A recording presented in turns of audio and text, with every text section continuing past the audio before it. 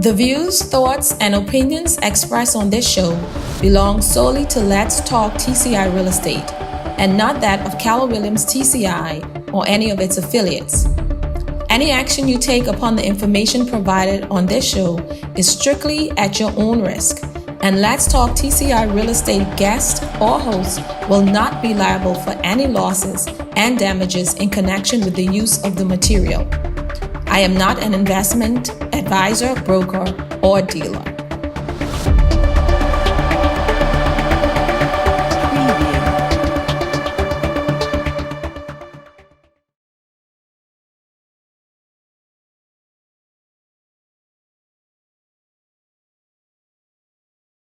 And I also do property management.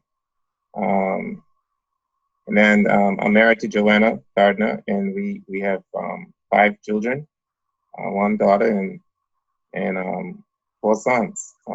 That's basically it about me, really. I think I'm a quiet person. I think, but other than that, I'm good to be here. And now one thing I found that I enjoy doing for the past 2 years, I found out that writing is a gift that I have. And so I find myself writing every week, and I also have a YouTube channel.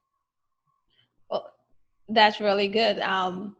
You talked about property management. Because you said that, I may want to ask you a question about property management at the end of the show, after we've already covered all the material that we want to discuss today. Sure. But I have watched a few of your, like you said, you have a YouTube channel, and I've watched a few of your videos, and I think that they are very empowering. And I commend you for the work also that you are doing in the community with those videos. I think they are an inspiration to those out there in the community. So I appreciate it. I appreciate the feedback. Yeah. Right. So if we would just go right into this whole discussion, you did write a very, I think it was an empowering piece about empowerment through land ownership on one of the blog articles that you wrote. And I think it is a timely piece and a piece that is worth discussing. And I want to know, can you tell me what motivated you to write this article? Okay, so basically, I try to write articles that I believe are pertinent to our society, and I know during these times of COVID-19, a lot of people are facing so much uncertainty, and a lot of people in our country was developing before COVID-19, and a lot of people complaining that even though Turks and Caicos is developing physically, most of the nationals were not being developed. And so this is what prompted me to write the article, because I believe that one way that we could develop ourselves or empower ourselves is through land ownership. And so I just throw that out there. So I believe a lot of people already know that, but I throw that out there so people can start thinking about it, and they can start investing in land so they can make a difference rather than waiting on others to empower them. They can do it themselves by starting with the purchase of a piece of land. I like what you said, when you said that people already know, but you also wanted to put it back in their ideas. A lot of times we know things and we don't act on it. And it's sometimes only when we see someone else talk about it, we start thinking more about it. And so yeah. I'm with you on those sentiments. So for the benefit of those who were not able to read your blog article, you gave, can you give a brief summary of the key references that you spoke about where land created were used as empowerment since biblical time to now? Sure. Well, at the very beginning of times, God told Abraham, he'll become a father of many nations, whatever. And he also instructed him to move into this land, to this particular part of the world, and that will make him the nation of the father of many nations.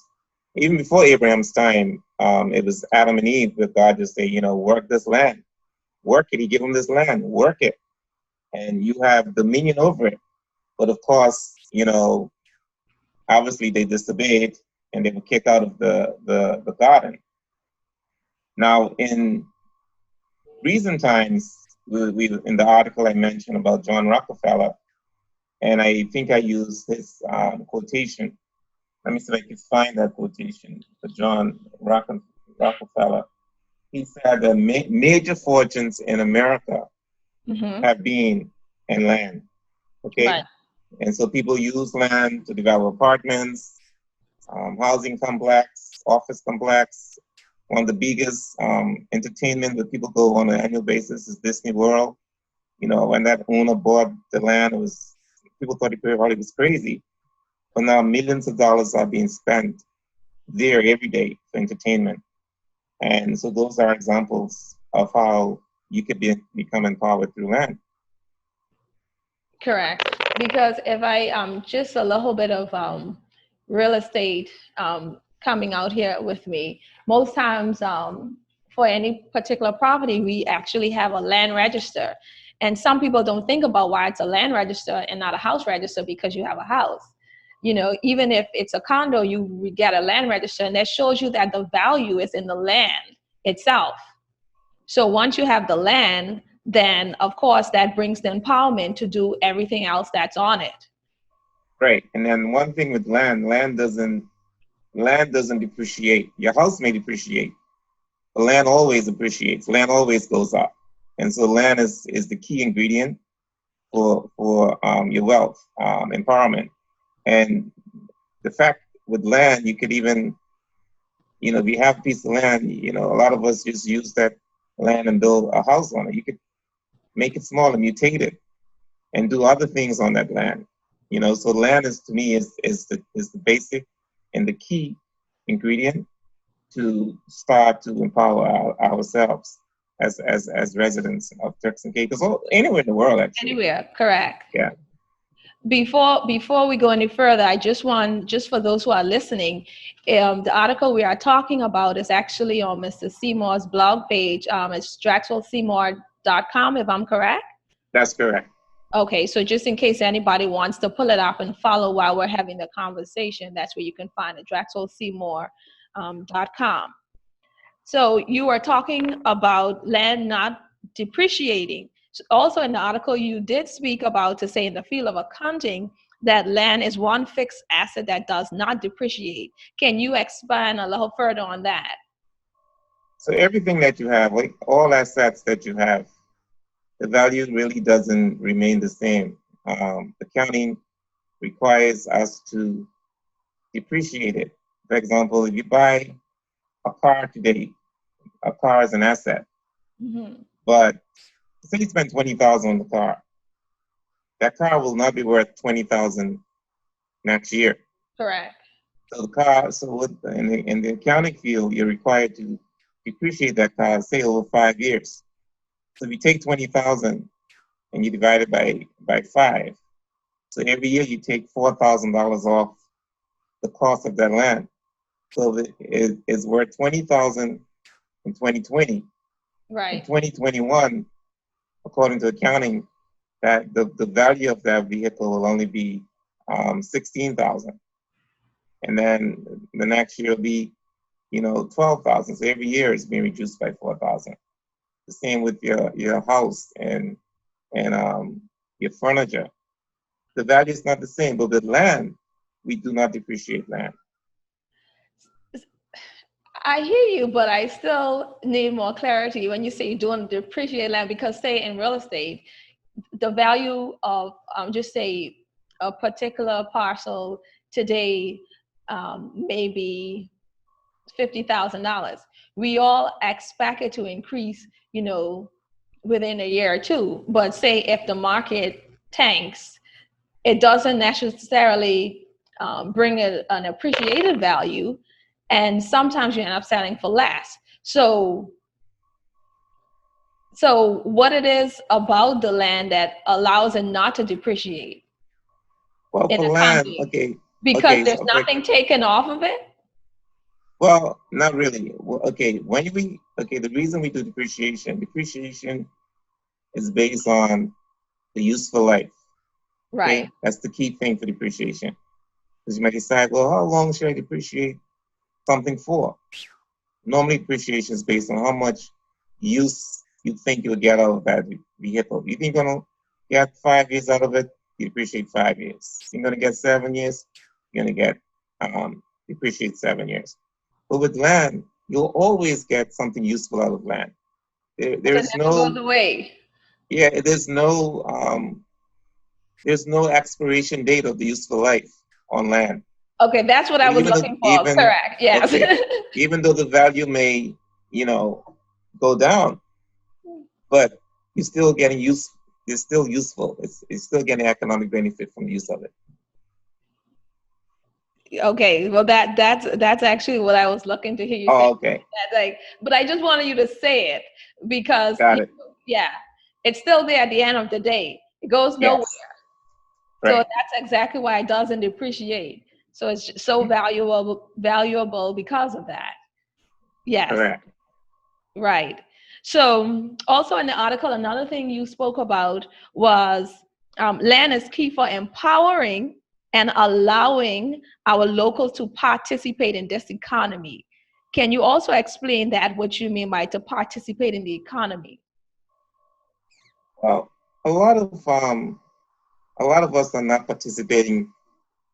We're participating to a certain extent in that we are here, we're spending money, but we're not actively participating. In Turks and Caicos, a major source of income is from tourism.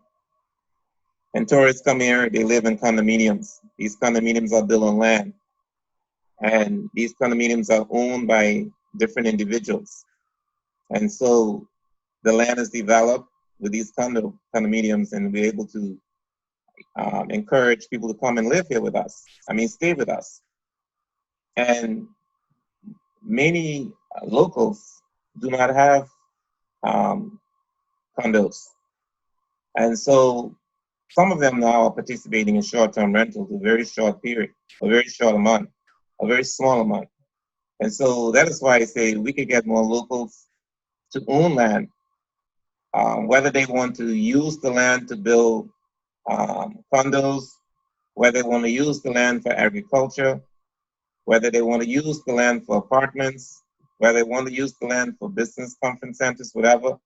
That is what I mean we need to participate on. A lot of people are just, in my opinion, are just focusing on getting land to build a house. I think there's more. We have to think beyond that house right now.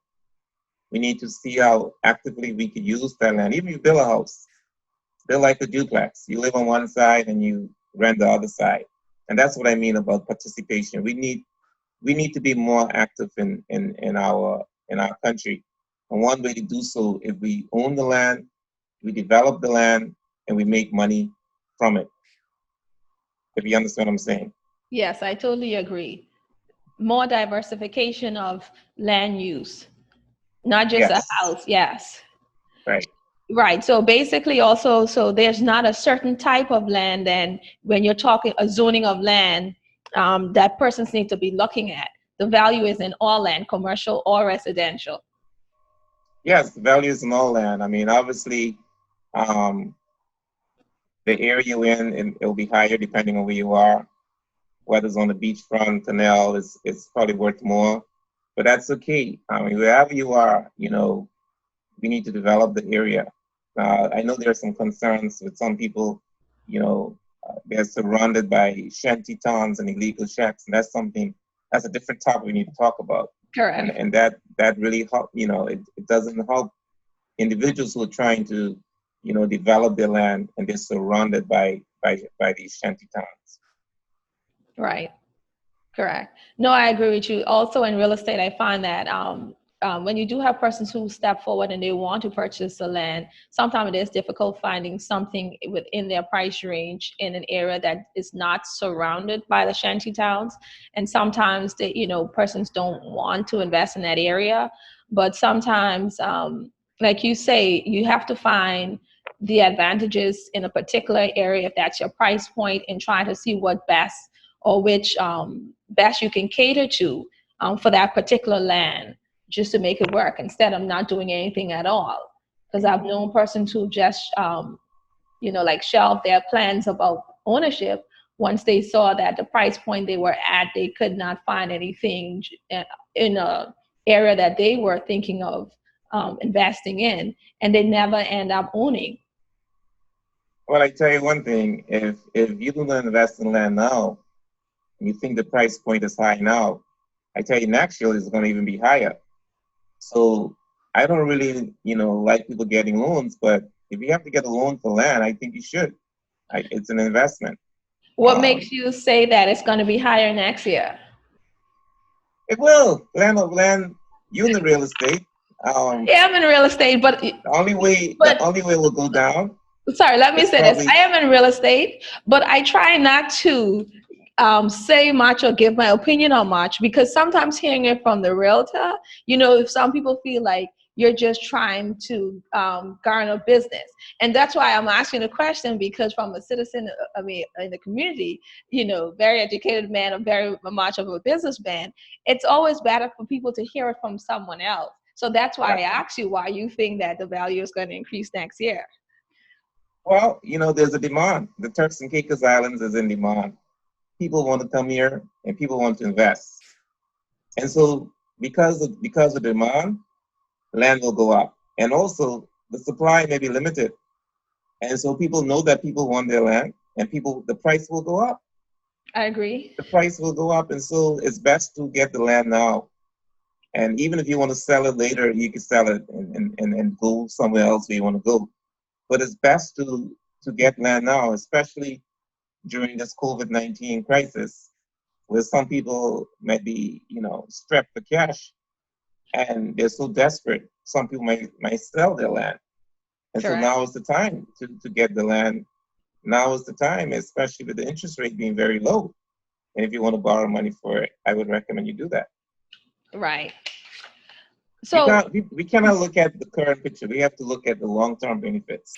We have to look at what will we get from this 10 years from now, 15 years from now. We just can't look at now. Right. I agree with you.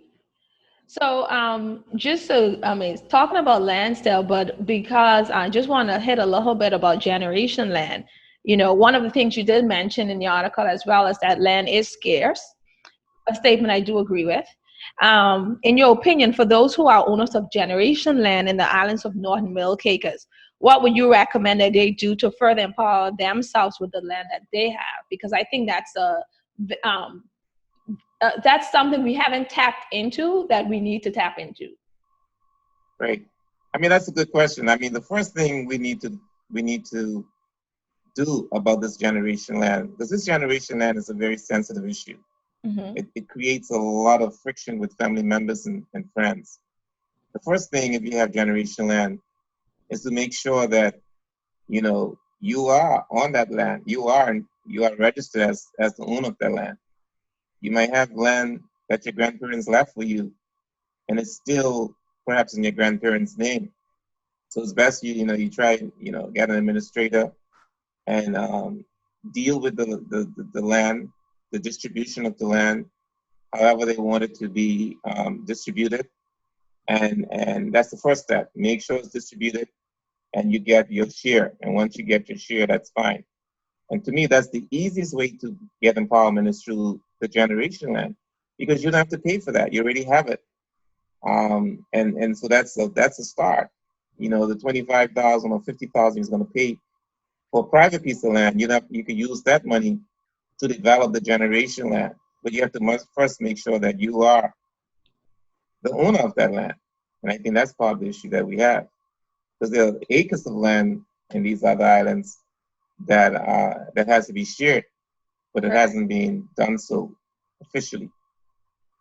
Correct. You understand what I'm saying? Yeah, I think, and I like I said, but you say that we are sitting with these generation land, we are sitting on a lot of wealth and we're not utilizing that. I know in every situation it's not that easy. It's easier said than done, but I do believe that there are a lot of parcels that we can act on as persons to get them subdivided so that persons can begin developing them and improving and empowering themselves.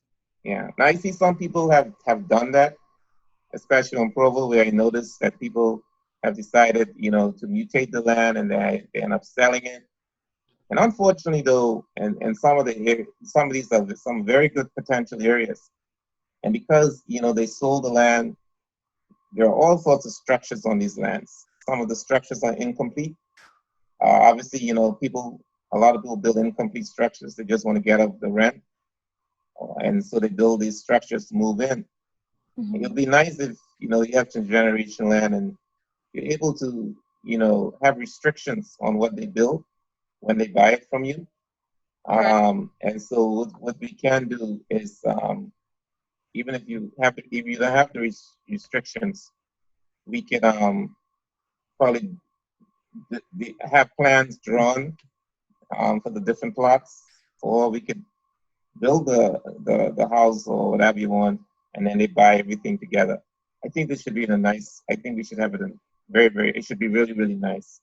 Correct. But there is I a know need. people, Go ahead. yeah. Go ahead. No, go ahead. But because you said that there is a need currently, even in the real estate market, as we think about it, there is a need for even when I say low cost homes, affordable homes. And that's a good start, like you were saying about drawing host plans. That's even an opportunity as well. Yes. Yeah. So you're helping yourselves, you're helping other locals, and you're still be able to keep the, like you said, the subdivision in a good condition. Yes. Mm-hmm. Yeah. So another one of the things I wanted to point forward to, and after this question, if there are any questions out there, please send it in, because remember, it's only a 30-minute interview and we have space for questions. Even though I have a list of questions I can ask, if you have any questions, send them in now. So you stated that in your article as well, you don't believe that commercial land should be given to the people to just sit on for speculation. Why this statement? What are the advantages and disadvantages of this in your article? Yeah, I was really referring to Crown land. land. Yes, crown land. Right. So I believe that every Turks and Caicos Islander should get at least one piece of residential land, at least, and I think they should be entitled to the crown land. The problem is that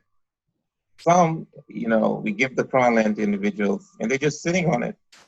Some of them don't even have any money to develop the land. They just have it. And we see later, some of them are not even selling the land.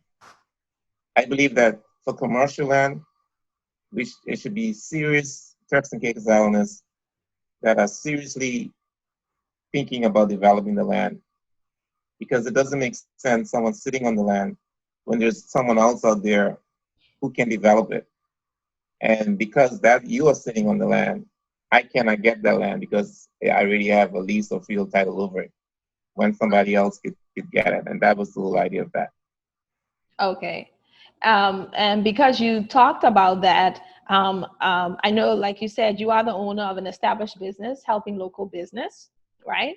And I noticed that one of the services that you do offer at your company is that of business planning.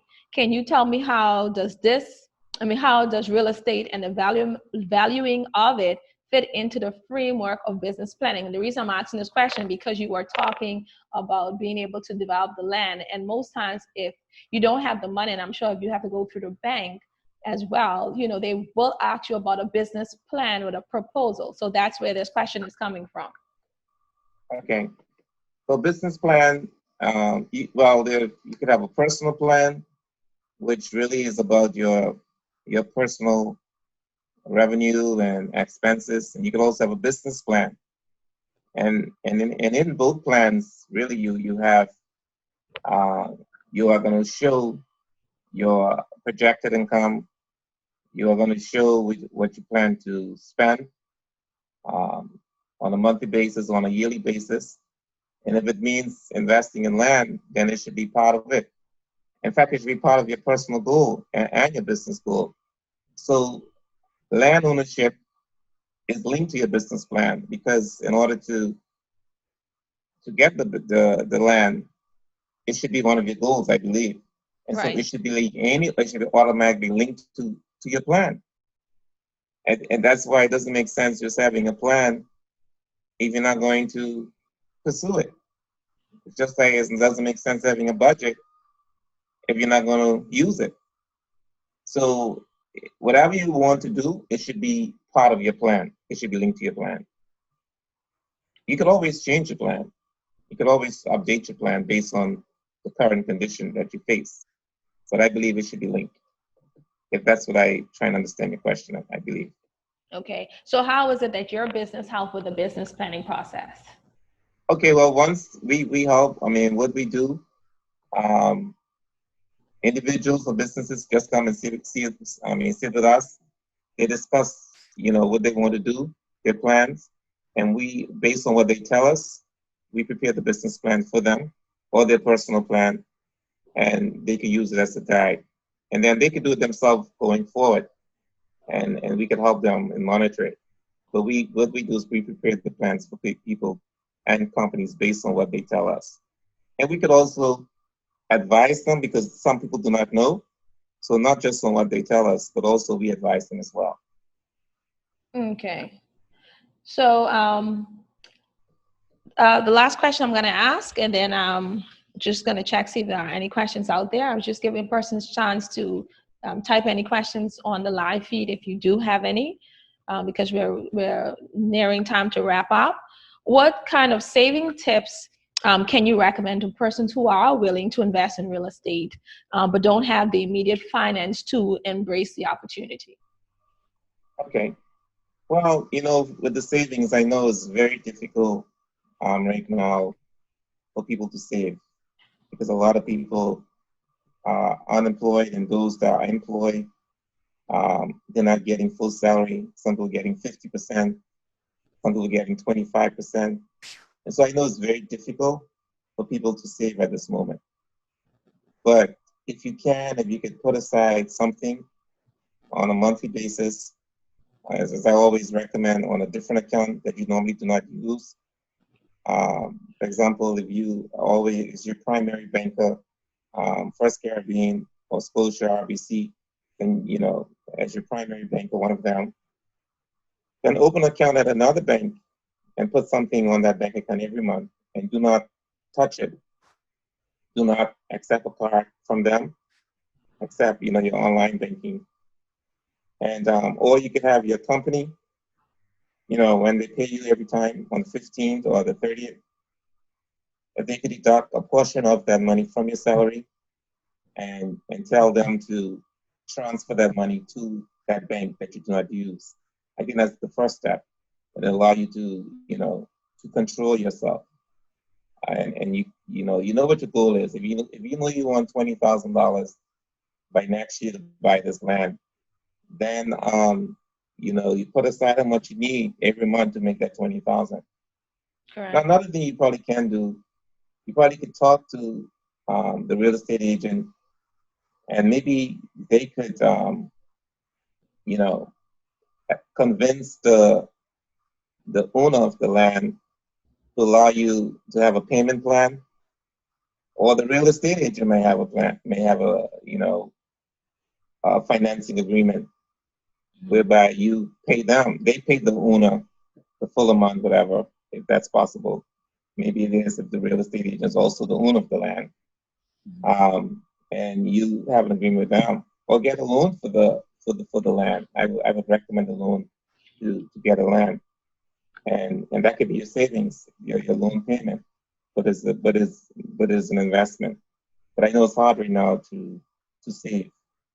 But if you could work out some financing arrangement with the owner or a real estate agent or even the bank to get the land, I would recommend it, especially during this time where the interest rate is low, because I know you might not be able to save right now. Right. Right. No, I think that's good advice. And especially when you were talking about opening up another account with another bank, I think that is key, um, because once all of our money is in one location, for sure, if that's our primary bank and we're spending from that every day, we're definitely going to deplete our resources if we're not disciplined. So having another bank, like you suggest, open up another account is a very good thing to suggest to others. And again, it may seem like, hey, it's a no-brainer. Everyone does that. You will be surprised that who do not do it. So yeah, that's a And that's a also, and it's a discipline thing too. It's, it requires you to be disciplined, and it's a challenge, especially with COVID-19, where you are forced to spend money that you didn't plan to spend. So even the savings you had, you might have to go to the savings and use that savings money because you're not getting the income you used to get. correct. So, okay, yeah, correct. So just a question that came in. What are a few books that you can recommend that will help you to be financially literate? I'll be honest with you. Because of me, I'll be honest, I do not read books on financial literacy. So I really can't advise someone what book to read on that. A book that I know that some people do recommend, I think, is Rich Man, Poor Man. I think that's a financial literacy book that you probably could use. But honestly, if anyone needs help, they can always contact me, and I can advise them. But I can advise you which book to read. Okay. Because you are talking earlier in the show about doing property management, um, if I may ask, is it on a long term or short term? Where do you see that for right now with COVID? Where do you see that market going? I see the market going both. I mean, I think Turks and Caicos will continue to grow. People will continue to move here, migrate here, and people will need a place to stay. And so I think the long term market is still good. I think what we need to make sure is that we get rid of these illegal shacks, and people have to live in apartments, and that's what we need to do. And short term will continue to grow.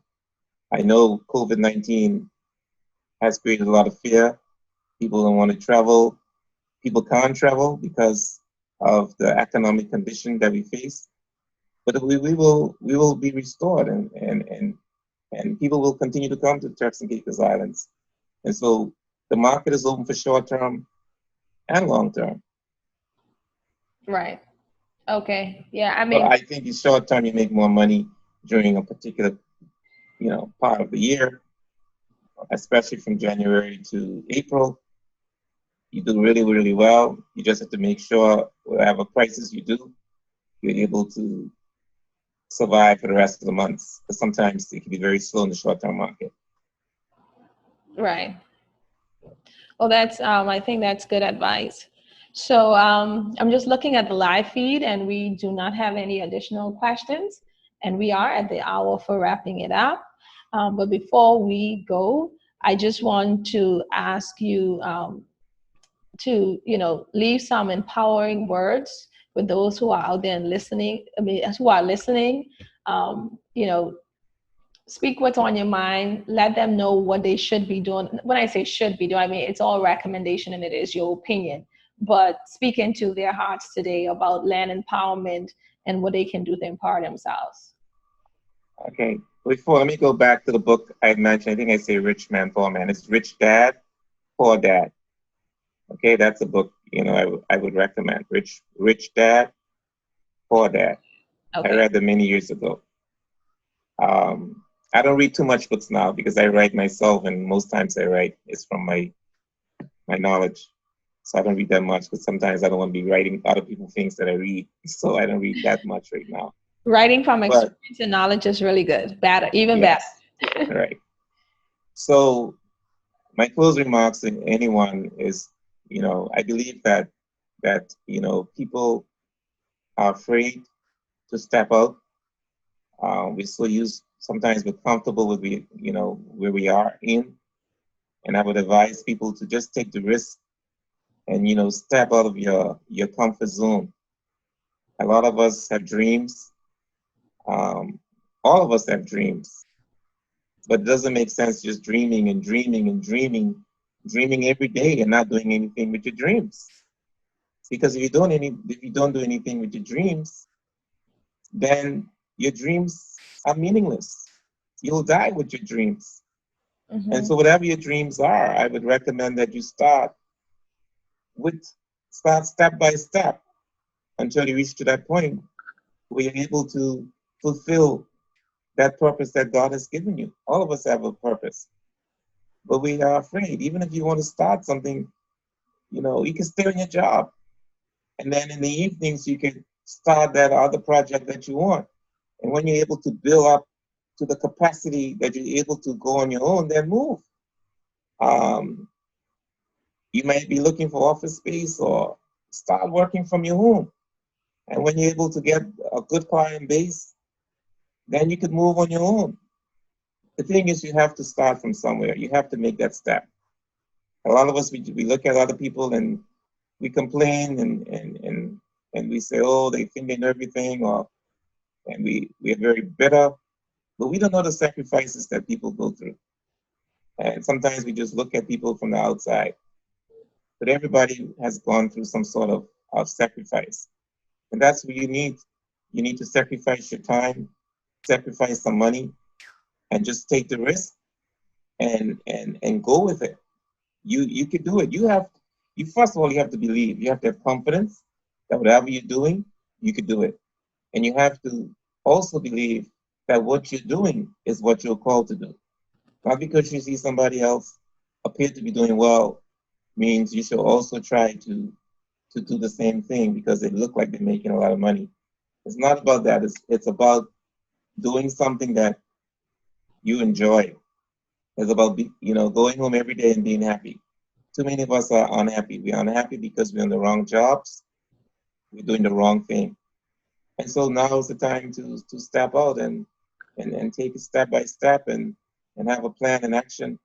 And you could become what you want. And once you do what you want to do, there's a phrase we like to, your gift will make room for you. Your gift will make room for you. But it only make room for you if you act. A lot of times we just waiting and say we're waiting on the Lord. You're gonna be waiting forever waiting on the Lord. Because you have to do something. The Lord is not gonna come down and just tell you, here you go, Drexel. It's like you're looking for a job. You can't get a job if you don't apply for the job. You have to apply for the job to get the job. And so Correct. that's the same thing what you're doing. You have to apply what you want, go after what you want. And that's my tip for each of you. Yeah, I mean, don't compare yourself to other people. Don't spend your time looking at what other people are saying. And don't be afraid of what people think about you and your ideas. I think you should just go for it. Yeah, I think that's sound advice.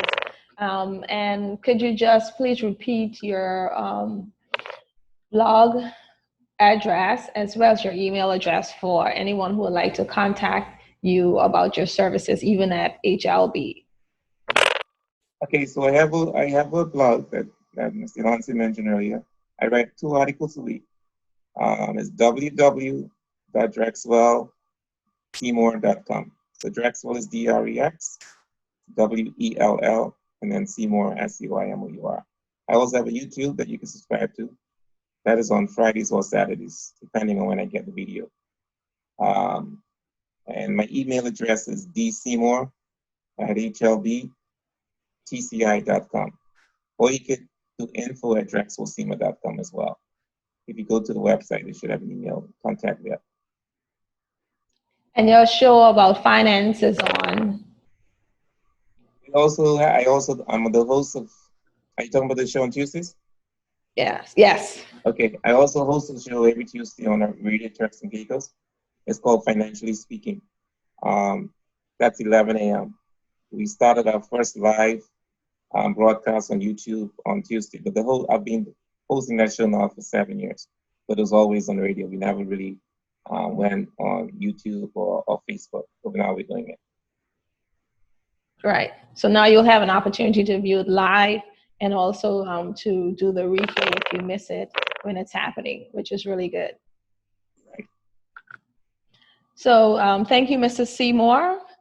It was a pleasure to have you as a guest today. I really appreciate it, and I appreciate the conversation about land empowerment. For those who are listening, again, please take a time out and check out his blog posts. They are empowering and inspirational. All right. And to the listening audience, as always, thank you for listening. Thank you for sharing the page. I may not call your names out every week, but for sure, I do go back and I do take a look at your comments and I do take a look at your questions and try to answer them. And as always, if there is a topic that you would like for us to talk about on one of our live feeds, please do not hesitate to let me know, because this show is all about you and making sure that you get the information that you need to help you empower yourself through land ownership and through real estate in the Turks and Caicos Islands. So until next week, I tell you to be safe and remain blessed. Thank you once again, Mr. Seymour. You're welcome. All right.